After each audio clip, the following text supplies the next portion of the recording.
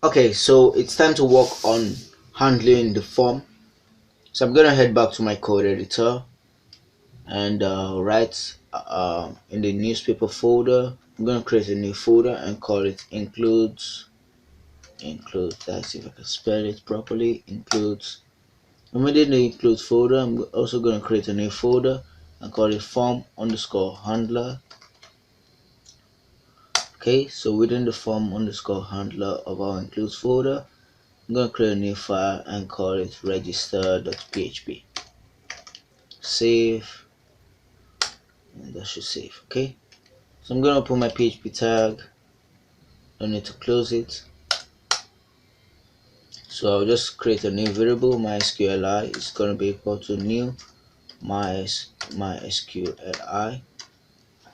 Now, why I'm not linking to the config, you're gonna understand it. Okay, I don't want to have all those stuffs out because we might have some conflicts. That's if we're trying to display the errors in the UI. So I'll just it's best to define a separate connection to the database for this. Okay, because this is just going to be registering and logging in users, so I don't think there's much stuff to do with the config. Okay, all right, so the host is gonna be localhost question mark user root password empty and the name of the database is news. Okay, or die. Now we'll go with mysqli underscore error. Passing our mysql variable. Okay, so we're gonna listen for an event that is a submit event. Okay, so if is set dollar underscore post, and actually I just remembered something that we didn't even change the method. Okay, so back to the register.php. The method is gonna be a post method. Okay, so I'll go with post. Okay, so back to register.php. That's the register.php in the form handlers. Okay, so let's just return true. So I'll echo true, and that should give us one, I guess. So click on register, and okay, we didn't refresh the page, so it was still using the get method.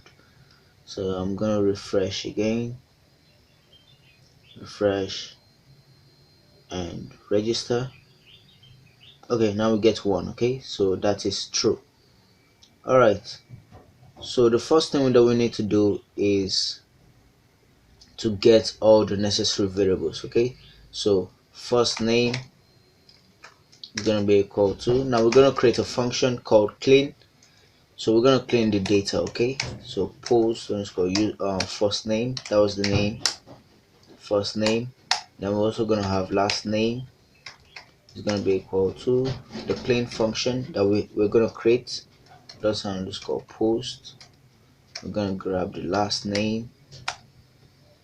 Okay, so the final one is the, okay, not the final one, that's the email, is going to be equal to the clean function dollar sign underscore post and email. Okay, and the final one is the password. Pwd is equal to, we're not going to clean it because sometimes the function that we're going to call this clean function might disturb the password of the user. Okay, so we're not going to use the clean function in the password. So pwd for the password, and sorry, let's just echo all of them so we know that we're getting the right stuff. Okay, so echo and echo, save. I'm gonna go back,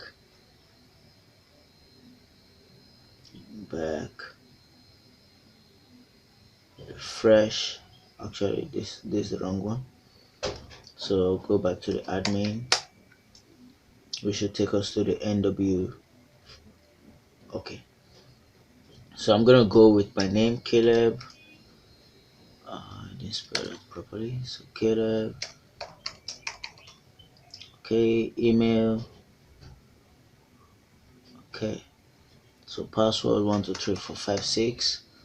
Actually, I didn't type 123456. Okay, we got uncalled function clean let's go back and create that function. Okay, so all we need to do, I'm gonna call it outside of the if statement. So just say function clean, then we're gonna pass in the data, and that's it. Okay, so we're gonna go back to it later. Okay, so let's see, we got only the password. Actually we should return data,